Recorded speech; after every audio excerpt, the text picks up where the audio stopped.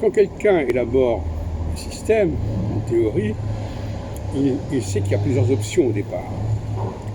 Il doit décider si ça va dans un sens ou dans l'autre. Par conséquent, s'il rencontre une difficulté, il est capable de revenir sur les options antérieurement envisagées. Ce que ne fait pas quelqu'un qui n'a fait que prendre connaissance du résultat final. Il ne sait pas quels sont les éléments, les variables qui peuvent jouer. Et c'est le grand problème de celui qui ne revient pas plus en amont et qui ne sait pas qu'il y a eu une hésitation, qu'il y a eu une alternative qui s'est présentée et qu'on a tranché dans un certain sens, mais qu'il y avait des éléments dans le sens inverse. Et les nouveaux facteurs qui peuvent se présenter peuvent en amener à ce que l'appréciation des choses évolue et qu'on s'aperçoive que l'option qu'on a abandonnée, qu'on a mis de côté, au regard de ce que l'on observe par ailleurs, semble préférable. Donc il faut... Bon voilà, je sais pas, dans le cas d'André Barbeau, par exemple, je constate qu'il n'a absolument pas remanié son système.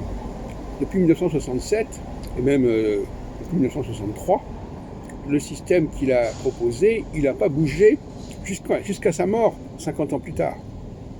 Or, je pense qu'au niveau de la répartition, enfin des gens qui étaient là avant lui et qui étaient en amont, ils avaient plusieurs options possibles, plusieurs pistes possibles.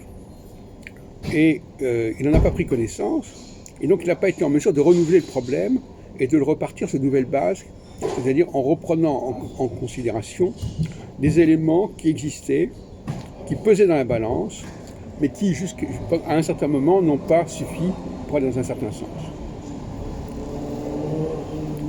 Et ça, c'est très important. Moi, par exemple, je sais très bien que quand je dis une chose, il y a des éléments qui vont en sens inverse. C'est une évidence. Et par conséquent, s'il y a un élément nouveau qui apparaît, eh bien c'est l'ensemble de la configuration qui est à revoir. Et il ne faut pas avoir de scrupules à ce niveau-là. Il faut avoir une vision trop stricte des choses. Une théorie est fondée sur un certain nombre d'options de direction qui ont chacune quelque part leur valeur. Et on a fait un choix à un moment donné, et on peut en faire un autre à un autre moment.